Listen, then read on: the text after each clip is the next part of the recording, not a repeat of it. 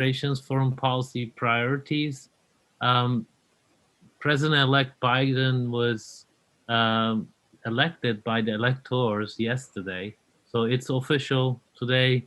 Mitch McConnell, the majority leader in the Senate, congratulated Biden as well. And we are discussing Biden administration's foreign policy priorities. My name is Kadir Üstün. I'm the executive director at SETA Foundation at Washington, D.C. Originally, my colleague Kılıç Kanat was going to be hosting this discussion, but he had a last-minute emergency. He won't be able to be with us today. I'm joined by Charles Kupchan, professor at Georgetown University's Walsh School of Foreign Service, and also Shadi Hamid. He's a senior fellow in foreign policy at the Brookings Institution.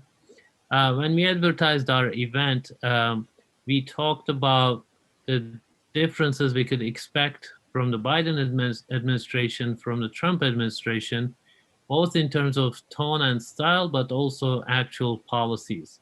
What might be changing? What are the drastic changes, and then what are some of the things that Biden administration could or should actually stick to going forward? I think we have an excellent excellent set of panelists with us today to discuss these issues. Both of them have a very interesting ideas about U.S. foreign policy in the Middle East. So big questions are ahead for the Biden administration. Shadi, I want to start with you. I'll just give you some couple minutes to make some introductory remarks. I want to take your general take on what you think Biden administration's priorities should be and are, right? So when we define what should be, it's often we find that those things don't happen. In the past, there was an effort to shift to Asia, but then Middle East pulled the Obama administration back. I think Charles couldn't say a lot about that as well. He was in the administration back then. Let's start with you, Shadi. How do you see it, and what are the things that will pull the administration regardless of what happens in the world? And then what are the things that Biden administration should actually be trying to focus on? Thank you. Well, first of all, thank you, Kadir, for having me. Good to be with all of you. So the fact that we're having this conversation right after 4 years of the Trump administration means that our standards have been set pretty low, and that obviously will affect our analysis. So now, considering what I and we have experienced over the past few years, I think there's a real strong desire for merely intelligent and merely competent policymakers. And I say merely because competence and intelligence are not enough.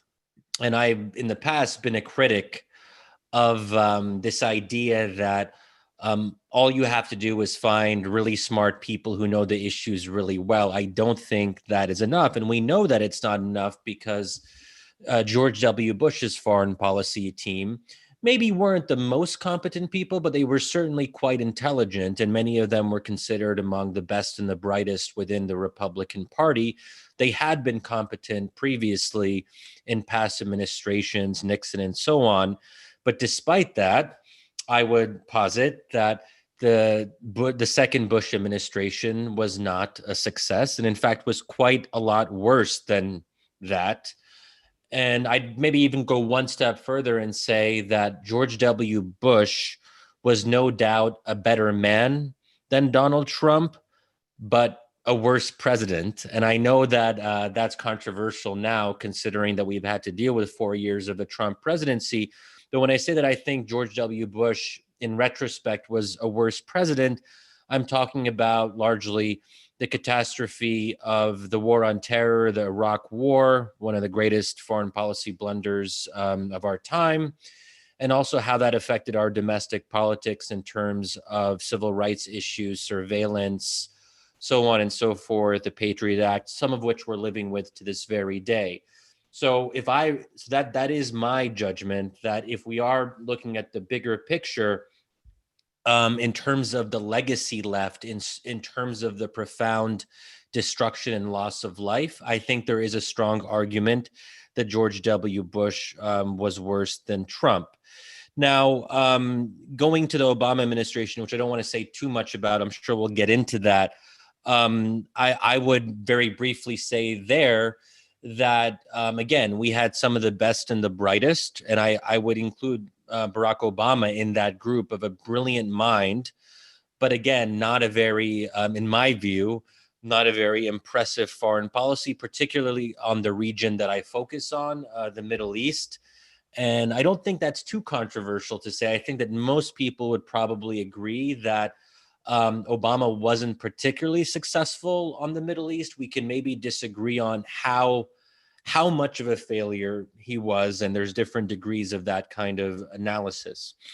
So when the Biden team gives an impression that the goal is now to undo the aberration of the Trump presidency and go back to normal, I would want to raise the question of whether going back to normal is good enough in light of the fact that the past two administrations before Trump were not particularly successful.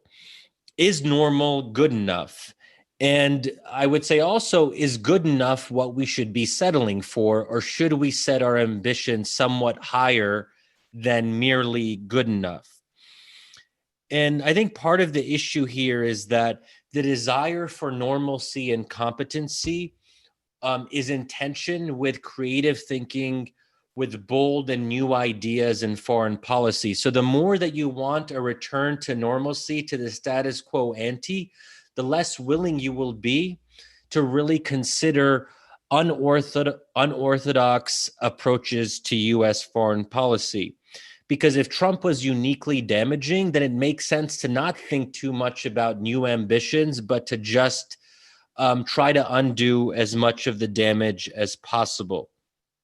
But this is where there's a little bit of a paradox, because Trump wasn't just a cause of foreign policy problems. He was also a symptom of foreign policy problems, that it's in part the foreign policy failures of Bush and Obama that contributed to Trump's rise. Let's not forget that Trump was able to go against the orthodoxy of the Republican Party and really say things that would have been unimaginable just a few years prior. What he said about John McCain, for example, his attacks on George W. Bush and his legacy on the Iraq War. And even if he wasn't 100% telling the truth, the fact that he kept on emphasizing that he opposed the Iraq War when it was going on, all of those failures that Trump was able to point to, he said, look, foreign policy elites, the best and the brightest, they've been around for God knows how long, and let's judge empirically. How he didn't say empirically, obviously, but let's judge whether or not they did a good job. And he was able to say, don't trust those elites.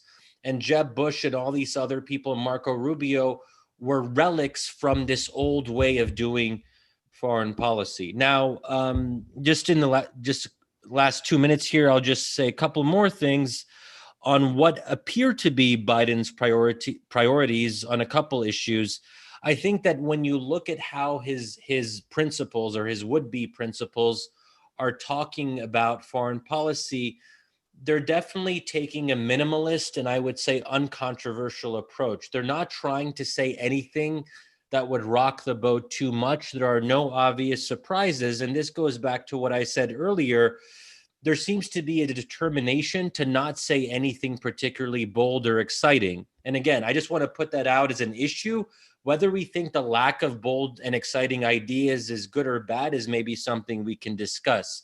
Even those in the kind of Biden and Obama foreign policy orbit who would have previously had distinctive ideas, someone like Samantha Power, I think is interesting to watch, because I think she's gone out of her way to close the gap between her more interventionist pro-democracy approach and what we might call Obama's more traditional and maybe even neo-realist approach. And I think her book, The Education of an Idealist, as the title suggests, was partly about saying that someone who started off as an idealist on human rights and intervention was able to be educated by reality. And the reality here would be her experience 8 years in the Obama administration.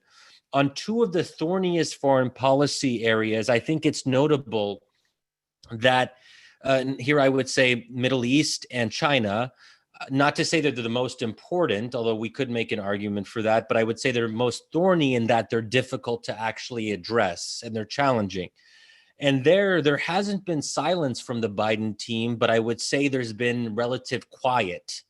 So take, for example, Joe Biden's piece in The Atlantic, where he explains why he selected, somewhat controversially for those people who supported Michelle Flournoy, why he decided to pick Lloyd Austin to be his Secretary of Defense. If you do a Control F, and I remember thinking this, but I just wanted to make sure this morning, I did a Control F to see if China is mentioned anywhere, and it's not. And it's rather remarkable that if you're explaining to the world why you would choose a Secretary of Defense, for China not to even be mentioned once is, to me, remarkable and also a little bit stress-inducing. On the Middle East, I would say there hasn't been a single original idea that I have seen from the Biden folks. Again, I'm not saying, Is that a obviously, good thing or a bad thing? again, I don't want to say too much. You can probably tell by how I'm discussing it that I'm probably on the camp that would like more fresh thinking in the Middle East. But let's be fair too, that the Biden administration is not prioritizing the Middle East, and to come up with new ideas on the Middle East would require actually doing stuff in the Middle East. And I don't think they want to do that. And I would say too that there's been quite a shift among foreign policy thinkers in the Democratic Party, where there's sort of a kind of giving up on the Middle East and saying it's too messy, it's too difficult. We just have to sort of shrug our shoulders and cut our losses. And that's not necessarily my position, but I think that it tells us something about the Biden approach, that there isn't a real desire to say a lot about the Middle East one way or another, precisely because there is a sense that it's a mess and not much can really be done. So I think the one way that I would describe this shift, where you might recall that Obama used to talk about his Middle East policy as, if I may, because this is actually the direct quote from Obama, "Don't do stupid shit." I would say now there's a shift under the Biden administration, where it'll go from "don't do stupid shit" to just "don't do shit." Stupid or not is maybe a different issue. Again, this more and more minimalist approach. Let's not get bogged down in the Middle East, especially when we want to pivot to things like climate change. And I think those are the kinds of consensus issues that most people in the Democratic Party can agree on. No one is really against addressing climate change. That said, when you're making someone with as much of an ego like John Kerry, and you're making them a czar of anything, that to me is maybe a little bit of a red flag, but we'll have to wait and see. So I'll maybe just close there and say what I've tried to offer is a little bit more of a conceptual framework for assessing how we feel about the Biden team's foreign policy priorities. I am somewhat critical, obviously, but there is also a part of me that still ends up being rather reassured with mere competence and mere intelligence. It's not what I would like in my ideal world, but I think my standards have become quite low, where I'm somewhat okay, maybe more okay than I would like to admit, with this new reality of just doing something close to the bare minimum. Thank you, Shadi. You gave us a lot of things to discuss. I think I'm gonna come back to you on several of the issues you raised. Charles, I don't want to pose you questions right now, but you've heard a lot already. Please go ahead and offer us your initial thoughts. You're on mute, sorry. I might offer somewhat different judgments on the presidents that Shadi ran through, although I would agree with him that the invasion of Iraq was one of the worst mistakes that the United States has ever made. But for me, whether you kind of have good things or bad things to say about Trump's foreign policy, for me, the sort of takeaway from the last 4 years is really not about the rest of the world, it's about us. And I do see this as a very close call for American democracy. And I'm a Democrat, I'm a Biden supporter. I'm elated that he won, but I'm also exhausted.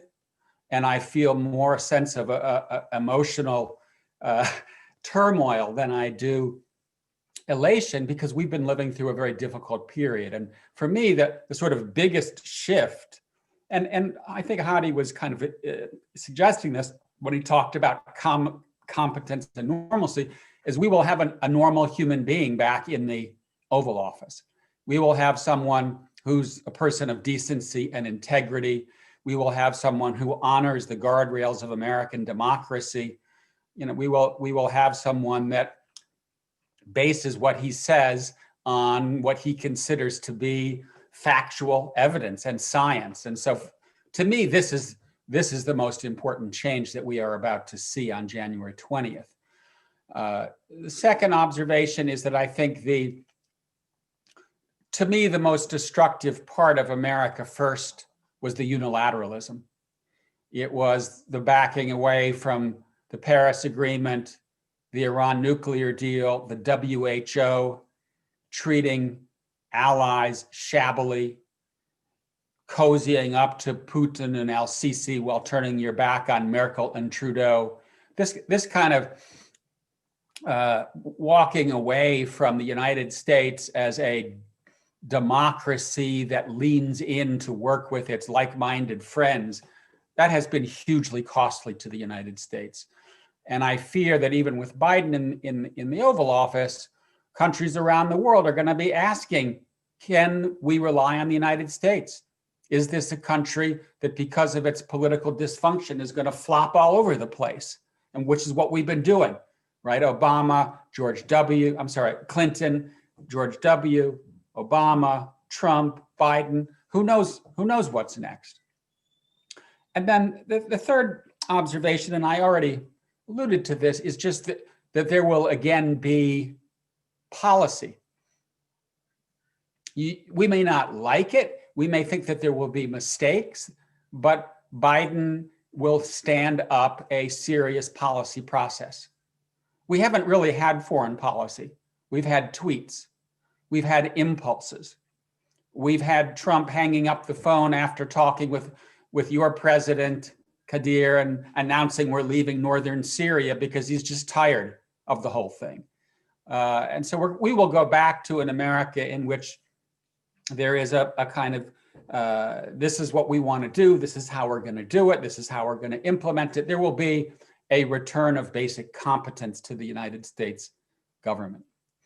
So those are my first three observations. Let me begin to conclude by where I see the most significant changes coming on substance. The first, and Hadi mentioned this, Trump was a symptom and not a cause. And I think that we have to learn lessons from the Trump era and not turn our back on the Trump era. And to me, that suggests that we need to deal with the widespread disaffection of many Americans with the political class, with globalization, with forever wars, and need to speak to the economic insecurity and identity insecurity of the middle class. And so I expect Mr. Biden to focus heavily on domestic affairs and to invest heavily in infrastructure, green R&D, worker retraining, education, and other domestic items, because I think Democrats now see that if they don't do that, the Biden era may be a brief hiatus from the Trump era. And maybe the new normal is the Trump era. And we need to make sure that that doesn't happen. So I do think you'll have a kind of, especially in the first year when the pandemic is still raging and the economy is still reeling, you will have a president that is focused like a laser on a domestic agenda and on getting the pandemic under control and reopening the economy. That suggests to me that there will be a desire to do less abroad, and that will be mainly felt in the Middle East. And I agree with Hadi that the trend line started by Trump, which is to pull back, will continue. And in Afghanistan, in Iraq, in Syria, I think you will generally see a shrinking American footprint. What I hope to see in response is a growing diplomatic footprint. You know, to me, the big mistake that Trump made has not been to begin pulling out of these land wars. It's not to do so in a strategic way, not to do so wedded to a diplomatic strategy, not to do so while talking to the relevant players, including Turkey, our European allies, and governments in the region. It just seems to be happening in fits and starts. But I do think that there will be a continued retreat when it comes to the land wars that we've been fighting, and hopefully more diplomatic engagement. Two final comments on China. I expect to see Trump's policies largely continue, in the sense that there will be a lot of escalation, a lot of tension about geopolitics, about trade, about human rights, maybe even more about human rights because Biden cares about it. And I'm expecting that the big difference on trade will not be that the tariffs come down, but that Biden works alongside Europeans, Japanese, South Koreans, Canadians, and others to confront China on state subsidies, on intellectual property, on market access. So I think the economic relationship will remain fraught. The big difference will be that Biden tries to create a united front rather than picking fights with all trade partners. Final comment, I guess the one issue that I'm kind of going to be watching for, and Hadi foreshadowed this point, is the kind of idealism, realism struggle. Because you have, I think, in key positions of influence, people who hail from a liberal internationalist tradition, people who are pro-democracy. They have generally been interventionists. I think Biden himself has shown that he's a little bit more cautious. From what we gather, he was opposed to intervention in Libya, opposed to the surge in Afghanistan.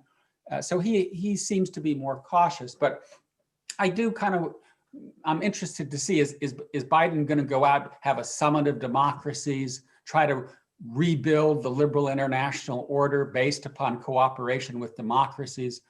Or is he going to be more pragmatic and realist and focus much more on cooperating with countries that we need to cooperate with, whether or not they're democracies or not? That would be my preference, given that we can't tackle climate change or cybersecurity or any of these other issues either alone or working with just democracies. But I do think this will be an interesting ideological issue within the Biden administration. Thank you, Charles. Let me go back to Shadi. Shadi, you mentioned is normal good enough, and that you kind of half complained about the lack of new ideas, new bold ideas, and we had quite a few of them in the Trump administration, and even in its last days, we are seeing in the Israel's normalization efforts with countries that had already several types of cooperation with Israel on many issues. My question is not exactly on Israel. I'm just giving an example. When you go from that to you mentioned, actually, I want to focus more on that, Lloyd Austin choice as opposed to Flournoy choice. how do you see that? He has a lot of experience in Iraq. Biden himself has a lot of experience in Iraq, but Lloyd Austin is now with, you know, big theories, big ideas about the region, as far as I could see. So that choice itself, does it signal to you that for a couple years I'm just going to focus on reducing the footprint, and then we'll think about maybe new initiatives along the way later on, perhaps, is or something else? Well, how do you see those? I mean, you know, when you pick your person, you're also picking the policy. It's not a accident, right? So how do you see that? Yeah, well, I mean, first of all, when it comes to Trump's unorthodox approach in the Middle East on certain issues, like the Abraham Accords, I think certainly were the results of an unorthodox approach. I'm on the opposite side. I opposed the Abraham Accords. I still oppose them for complex reasons, or maybe not so complex reasons that we don't have to get into right now. I also don't very much against the sort of coddling of dictators, which, to be fair, was already there under the Obama administration, including with Sisi. I think Trump has taken what Obama started and sort of amplified it. I don't like that.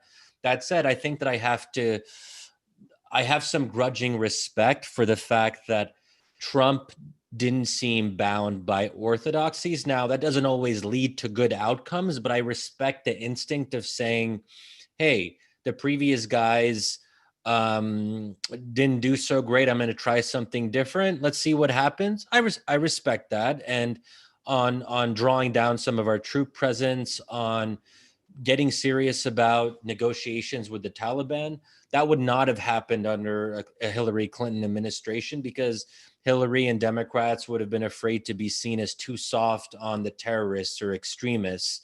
Trump doesn't care about that because nothing really sticks on him, so he can pretty much do whatever he wants. And he can even almost invite the Taliban to Camp David to hang out. And no one's really going to care all that much. I mean, it's remarkable to look back and see how muted. I mean, there were definitely criticisms, but under Trump, Americans weren't paying all that much attention to foreign policy. So some foreign policy analysts were angry about that and saying, how can Trump do that? But did anyone else really care all that much? Was it a big controversy among Republicans in Congress? No. So I think that's maybe what I would say on that. Now, I think Lloyd Austin, as you mentioned, Kadir, is a very interesting choice for the reasons that you alluded to. He is not. I honestly don't know, and perhaps others may be better aware of what Austin thinks on particular Middle East issues. I don't think he's really said anything about them, and that really wouldn't be his role in the past, to kind of be very clear about his opinions on some of these specific issues. And I think that's precisely the concern, but also maybe the positive aspect, depending on your perspective. He is an operational person. And even if you look at that Atlantic op-ed, Biden really did emphasize the fact that you need someone to helm the Department of Defense and our broader military in a way that is more serious and competent on a logistical level. We're not talking about a Kissinger type figure, or even someone like Mattis. Not that Kissinger was Secretary of Defense, but that kind of the mold of a theorist. Mattis did have interesting ideas and has had interesting ideas on foreign policy, so he's somewhere in between. I don't think we're going to see that with this Department of Defense, at least as long as Austin is in the position. And that may change if Biden gets a second term, or if Kamala gets a what I guess would amount to Biden's second term. But I think the operational focus, as Charles sort of alluded to, that there's going to be a lot of attention to how do we get things done. Let's dispense with controversy, with ideology. We have to find a way to vaccinate people. We have to find a way to get our own house in order. Thank you, Shadi. So Charles, just as where Shadi left, let's get our house in order. That has been done to some extent in the past. So there's a lot of debate whether it's going to be just another Obama term, or are we going to see a different kind of foreign policy. You mentioned that, you know, Trump was a symptom. Both of you said that, and we need to learn lessons from his administration, and we need to pay attention to domestic public opinion. Will that result, Charles, in an inward-looking, uh, or let's say domestically calculated first foreign policy? That's a probably bad formulation, but if you go back to too much, worrying too much about the domestic public opinion, how far out can you be on the world stage? I mean, I think that Shadi's phrase, get our own house in order is probably the operative bumper sticker, and not just for the United States. I think if you parachuted into the United Kingdom or Germany or France or any other of the large industrialized democracies, you'd hear the same thing. And that's because this has been a rough patch.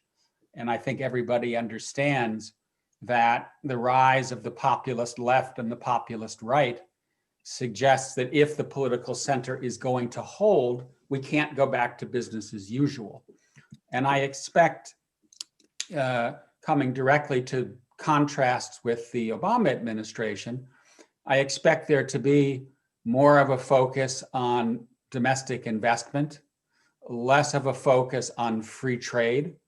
I'm guessing that Biden might take off some of the tariffs that have been slapped on allies, but it's hard for me to imagine that we're going to see, a return to a free trade effort with Europe or Asia early on. I don't think there's the support for that kind of effort that we saw under Obama.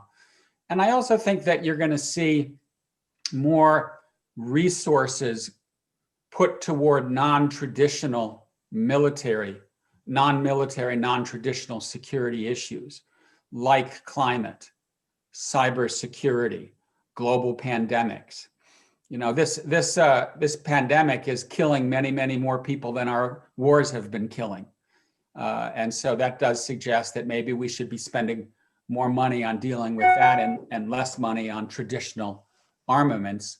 And, it'll be interesting to see whether there's downward pressure on the defense budget.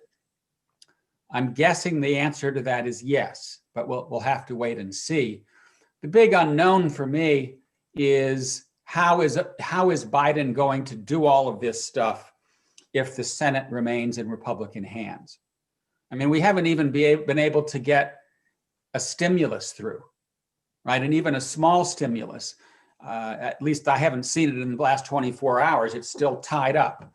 And if the Democrats don't take the 2 seats in Georgia, I think Biden is going to have a rough time getting the big infrastructure bills through that he wants. Sorry to interrupt, but Biden seems very self-confident on handling Congress. He even appointed some of his appointees may have a hard time in Congress, but he seems that he feels confident about being able to negotiate with the Republicans, which may then, make more the left progressives uncomfortable.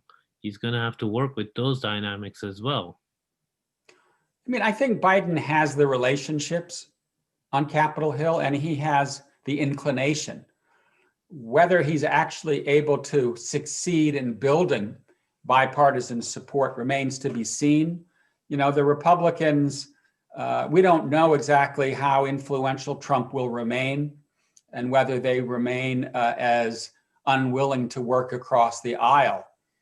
But I do think this is going to be a very important issue because a lot of the stuff that Biden wants to do will require congressional passage because it involves money. So the bottom line to your question is, is the United States going to ignore the outside world? No.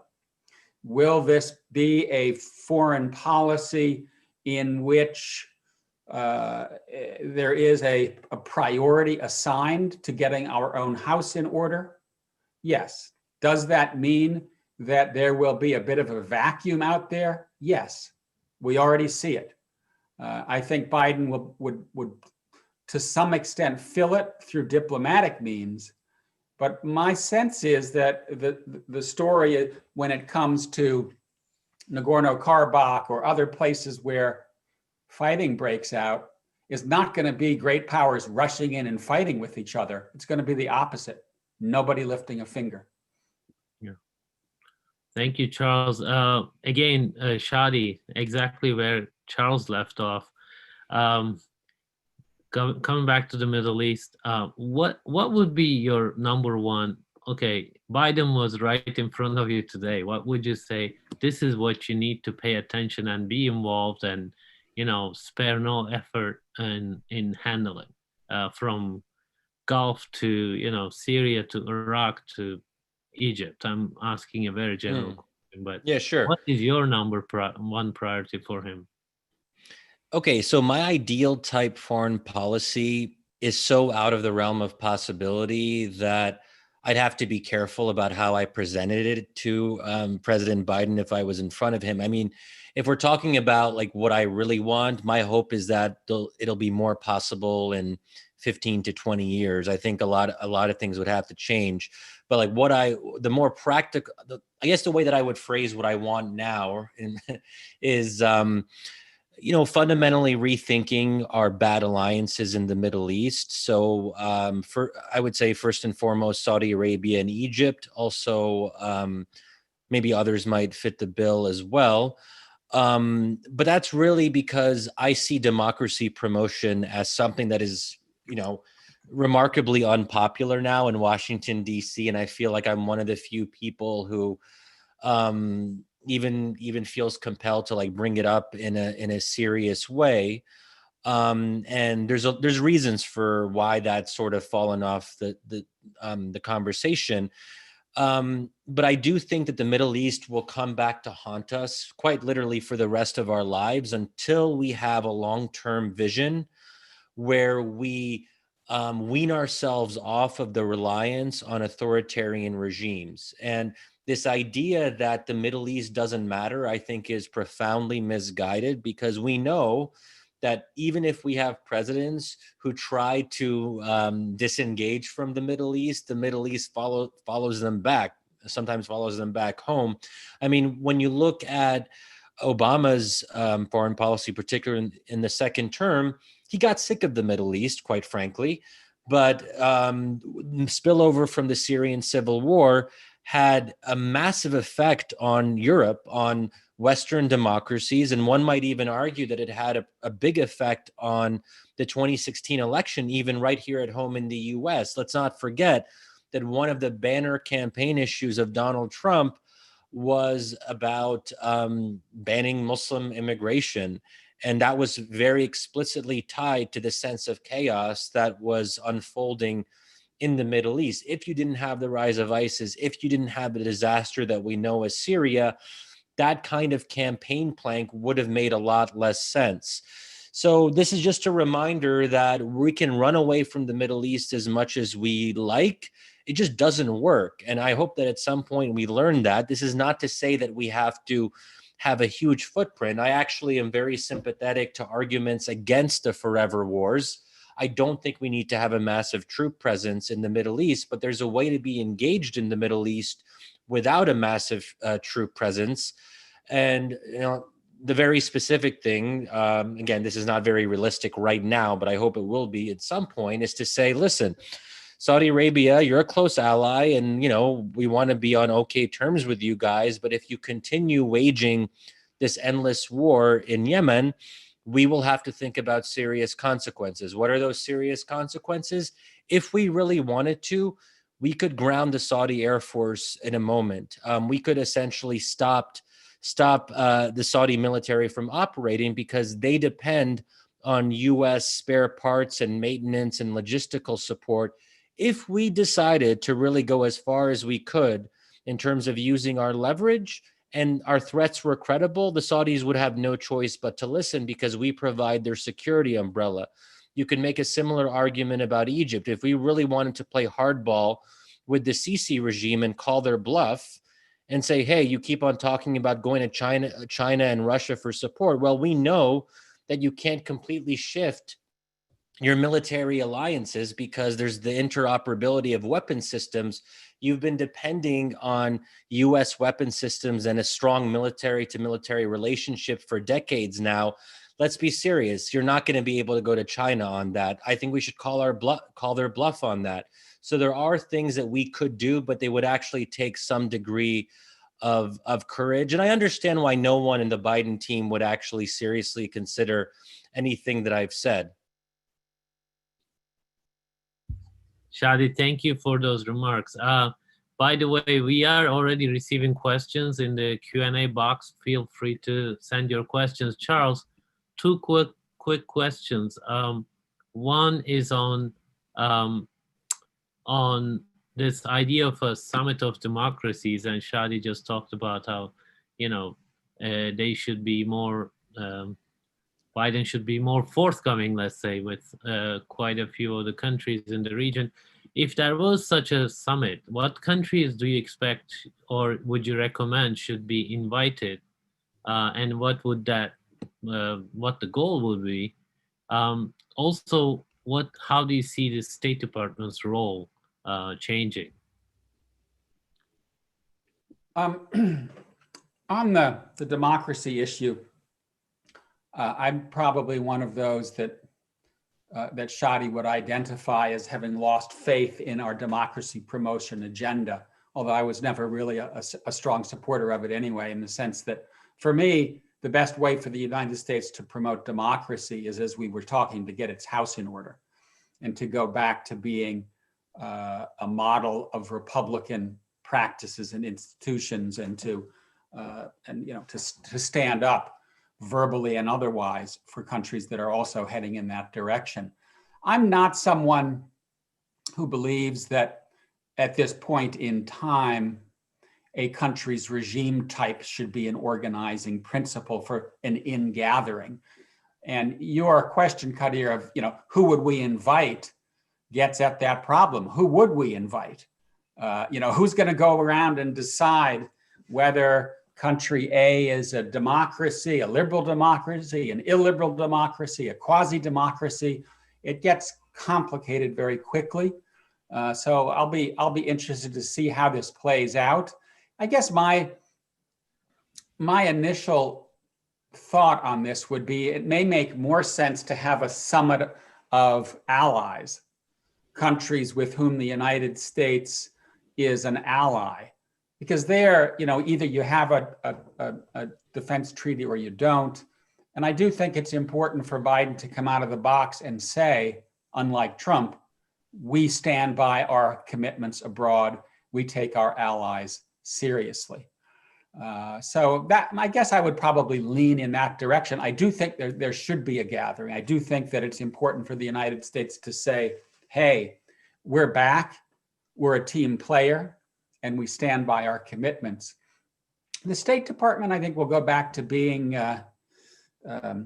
much more of a player. Tony Blinken is very close to Joe Biden. They've been working together for decades. It's going to take time to rebuild the ranks, in the sense that a lot of people have left. But in terms of the way that Washington operates, the interagency process, I think you'll see things return. And one issue with respect to your particular interest, Kadir, at SETA, I think we'll go back to having a Turkey policy and having people in the government who are responsible for Turkey. One of the things that I think has been damaging over the last few years is that, Erdogan talks to Trump occasionally, but my sense is nobody has really been guiding the policy between the United States and Turkey on our side. And that's one of the reasons, in my mind, that the relationship is in pretty bad shape. Yeah, thank you, Charles. So we have a few questions. Shadi, I'm gonna turn to you. I think you're on mute. So there's a question that says, would Biden administration intervene in Syria or halt arms sales to Saudi Arabia? So I guess it depends what we mean by intervene in Syria. Obviously, in one way or another, we've been intervening, throughout this period. if we're talking about intervention in the more explicit sense of direct military action against the Assad regime, which is something that I was a pretty outspoken supporter of during the Obama administration. And that's one of the major things that I fault Obama on, that a lot of the disaster subsequently comes from the original sin, or many original sins, of deciding not to take action against Assad, particularly in August 2013, when we were very close to doing so, and when French jets were pretty much readied for their targets. I mean, it was an 11th hour shift where Obama changed his mind, and I think also confused people like John Kerry and Samantha Power and others who assumed that we were about to intervene. So I think that, unfortunately, I can't undo the past. And I think one of the great tragedies of the past, of the Obama era, is that once tremendous damage is done, it cannot be undone. So what happened to Syria and the profound loss of life, Syria may never for the rest of our lives recover. The region may never for the rest of our lives, depending on how long all of us live, recover. And that's a serious blot on Obama's legacy, right? But now, it wouldn't be sensible for me to say that the Biden administration should prioritize direct military action against the Assad regime. It's obviously become a lot more challenging to do that. We had the moment to do that, many moments to do that. Those moments have passed. The Assad regime won. And I think we have to be, and it's hard to say that. I know a lot of people have trouble coming to terms with that, but in part because of the failure of the international community to stand on behalf of innocents who are being massacred in large numbers, we are where we are. And I think we have to, so it doesn't mean that we should normalize our relationship with the Assad regime. I'm very much against any kind of normalization, any kind of direct funneling of reconstruction aid to the Assad regime or to anyone or anything that is tied to the Assad regime. I don't think we should do that for a number of reasons, some of them moral, but also some of them just a little bit more strategic. So it's too late. And this is one of the reasons that I don't really call for intervention in Syria. And I don't even really talk about Syria as much, because I think in some ways it's too late. And that is, and it's hard. It's just hard to even talk about it, I think. On Saudi Arabia, on arms sales, yeah, I think, do I think they will? I think there can be partial suspensions. I don't, a kind of full a more aggressive suspension of military aid that goes beyond just logistical support to actually something like spare parts, which would actually make it, as I mentioned, hard for the Saudis to actually do certain things with their military. Biden is a split the middle kind of guy. He's not a big democracy promotion person. He certainly wasn't that during the Obama administration. So I think that he might be open to a partial suspension and being harder on Saudi Arabia. Certainly he said things like that during the campaign. And I was happy to see, for example, that he called Saudi Arabia a pariah state, which it most definitely is in my view. So he said that, I think, under pressure from the grassroots Democratic base, which is definitely more in line with being harder on Saudi Arabia because of the Yemen war, because Bernie Sanders has been very vocal on that. So is he more in that direction than Trump? Of course, certainly, and that's good. But will he go as far as maybe some of us would like? No. Thank you, Shadi.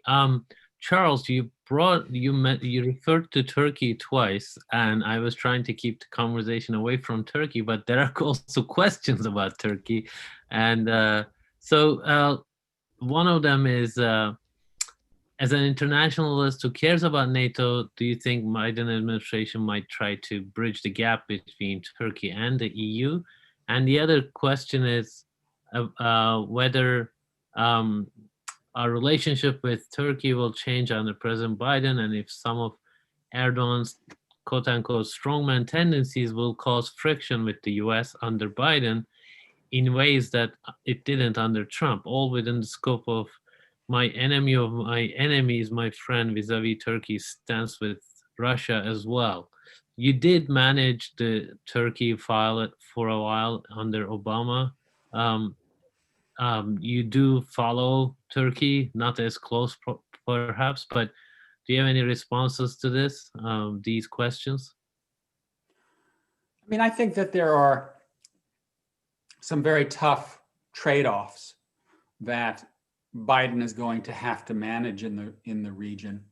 One of them, Shadi was just talking about, and that has to do with cleaning up the messes that we've made.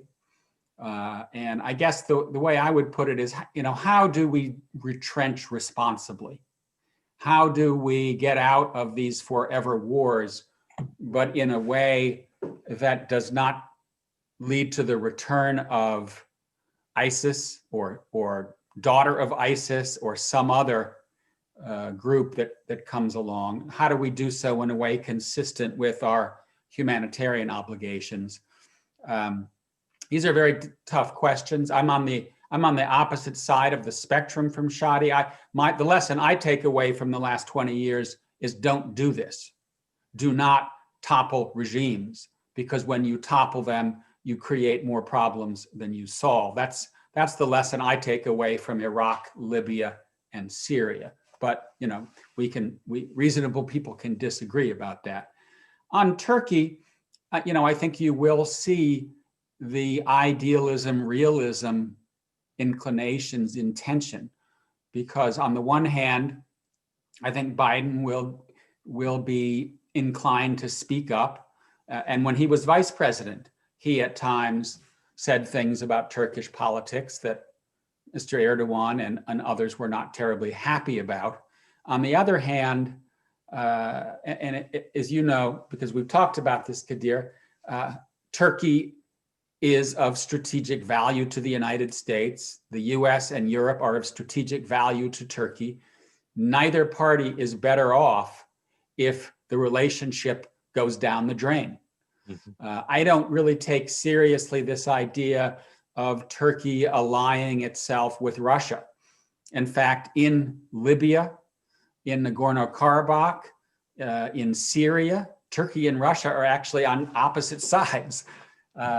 And so I do think that once Biden gets into office, there should be an effort to restart a strategic dialogue with Turkey and see if the relationship can't be put on a better footing. I think there are opportunities to do that now that the United States is no longer working so closely with the Syrian Kurds. The fight against ISIS is not over, but it is to some extent behind us. So I'm not someone who says, hey, you go back, you get into office, you started a dialogue with Turkey and everything will be fine. Far from it. There are a lot of problems in the relationship, including in the Eastern Med, but let's sit down and talk and see if we can't do better. Thank you, Charles. We don't have a lot of time, so I'm gonna save my comments for another occasion with you, perhaps. Shadi, let me turn to you again. One of the constraints for pro-democracy agenda in the Middle East is the strong relationship of those countries you mentioned to Israel. And we have a strong pro-Israel group lobby in Washington, and that's the question. So how do you think any serious effort can it change anything in the region? Yeah, I think it's less an issue of the pro-Israel lobby and more an issue of the fact that Israel is very close, or increasingly close, to several of our allies, and some of those relationships have been strengthened recently because of the Abraham Accords and the Trump administration's efforts. So I see a situation where you have what might be described as a UAE, Saudi sort of Israel axis in the region. I think it's unfortunate that Israel, which I do consider a democracy, at least in Israel proper, if we don't include the occupied territories, Israel, does have is democratic, has a democratic history from its founding. And it is unfortunate that it has been a rather consistent supporter of some of the most repressive regimes in the region. I understand from an Israeli standpoint why they do that. And I think this gets to, a fundamental issue that also hobbles the US in the Middle East, is that it's one thing to believe in democracy in theory. It's another thing to be comfortable with democracy in practice. And the gap in the Middle East between those two positions is quite large, for a reason I think all of us know. It's because, partly at least, or in large part, that Islamist parties do well in elections. Sometimes they win them, but at least they do well in them. And we simply, as Americans, are not comfortable with that. For Israel, it's more of a proximate threat because they see that as a threat that could affect their situation on the border. It can affect their national security in a more direct way. We can talk about whether Islamist groups are as much of a threat to Israel as Israel might think, and that's probably a conversation for a different time. But I do think that, it's worth noting that two of the countries that the Abraham Accords have been struck with are two of the most repressive countries in the region, namely the UAE and Bahrain. And I think we just have to be honest with ourselves that if more Arab countries were democratic, there would be less opportunity for normalization with Israel, because that's just not something that Arab populations are generally supportive of. And all the empirical evidence and survey data that we have makes this pretty clear. Thank you, Shadi. Charles, if we can get out of the region, again, we talked quite a bit about the region. One of the questions is about Asia Pacific. You actually talked about this, but what would be the new administration's strategy in the Asia Pacific? Not necessarily China, but other allies and partners in the region. Let me add to that. Would you try to go back to something like TPP? I'm guessing that there will be a kind of two-pronged approach to the administration's policy. One is to continue what we've seen during the Trump era, and it actually goes back to the Obama era, and that's what they call an Indo-Pacific strategy, where the United States works with its traditional allies in the region, Japan, South Korea, Australia, but also begins to include India and to fashion, if you will, not an alliance, not a NATO for East Asia, but to lean in on those countries, or with those countries that are increasingly uncomfortable with the rise of China. But I also expect there to be an effort to engage China. There really has not been a strategic dialogue during the Trump era. It pretty much has stopped, and we've gone to, again, as I said earlier, foreign policy by tweet. And so I'm guessing that you'll see an effort to restart a dialogue. Biden, after all, has a relationship with Xi Jinping that goes back quite a while. He may try to see if that relationship can't open up opportunities. But I do think that there are underlying conflicts of interest on geopolitics, on trade, on human rights. They're not going away on January 20th. They will be here, and they will actually get worse because we will continue to see China's military capability and its ambition grow. The question in my mind is there a model out there? Is there a way that the US and China can find a way in which they are both comfortable, some kind of shared leadership model in the region? And then the other thing I think to watch, and I alluded this early on in my remarks, will countries in the region question the reliability of the American guarantee over the horizon, given the oscillations in American politics? Will they hedge a little bit more?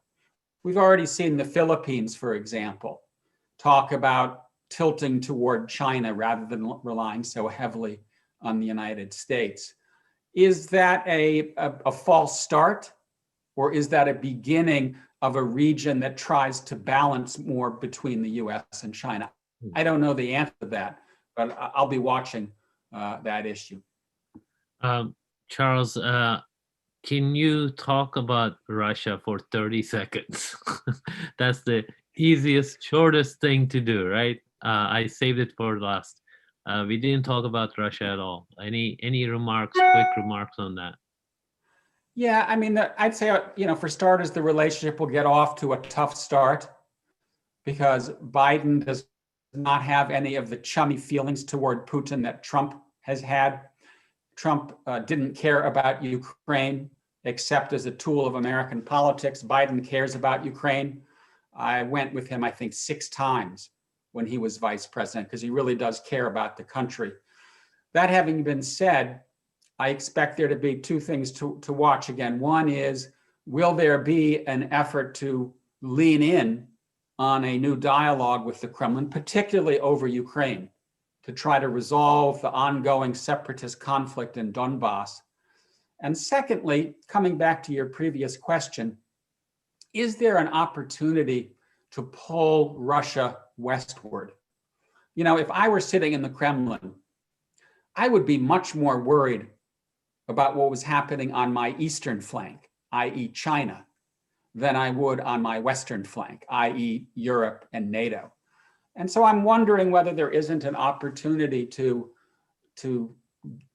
kind of somehow pull Russia westward precisely because of its growing concern about the colossus on its eastern flank. Thank you, Charles. Shadi, those 2 great powers, China and Russia, competitors for the US around the world on many levels, on many fronts, but especially the Middle East. We've seen China investing heavily, have created quite a few partnerships in the region. And we know Russia from Libya, Syria, and beyond have a lot of influence. How do you see that great power politics playing out in the region? Again, 30 seconds, such an easy question. Yeah, so very quickly, I mean, Russia rose in its power status during the Obama administration, in part because of Syria. Russia came in and intervened militarily pretty aggressively starting in September 2015. And people might recall that Obama kind of poo-pooed that and said, the Russians will realize the mistake they made, and they'll come to their senses. It'll be a quagmire. And I think that was a major, quite profound, actually, miscalculation. And so Russia came out of that quite strengthened. And I think also China is increasingly making a play in the region, but that's more in economic terms. And one of the reasons that Muslim majority countries I think this is actually terrible, and I wish more Muslims throughout the world would get angry about it, is that their own governments are indulging China when it comes to the cultural genocide against the Uyghurs, in part because of strong trade relationships with China and not wanting to anger China. So that is a major constraint, and that's why I think many Muslim majority countries are more willing to accept a Chinese role than one might otherwise expect. So that's another reason the Middle East matters. It doesn't just matter because of the Middle East, although that's important, but also because other great powers or semi or not so great powers see the Middle East as a playing ground for their interests and for their ambitions. Yeah, I'll mute myself. Thank you, Shadi, and thanks, Charles. I would have liked to give you last couple minutes to just wrap up, but I think I'm gonna end here. And I really appreciate your time and comments. Very insightful, very rich discussion, which will, I'm sure, continue in the next few weeks, months, and couple years, because these are very, burning questions that will be around for a while. And I don't know if we should be happy or not about the return of policy, as Charles mentioned. We're going to have to go back to boring stuff, perhaps, but we'll see if that's going to be good. I think we could all use a little boring, Kadir. I don't know about you, but I'd be happy to get a good night's sleep. Well, we in America are impatient, and Shadi was saying, is that going to be good enough? We'll see. Normal good enough. All right. I really appreciate your time again and comments. And thank you to those who joined us on social media, on Zoom, and have a great day, everyone. Thank you. Nice to see you, Kadir. Thank Bye, you, Kadir. Shadi. Charles, Thanks. Bye. Shadi, bye.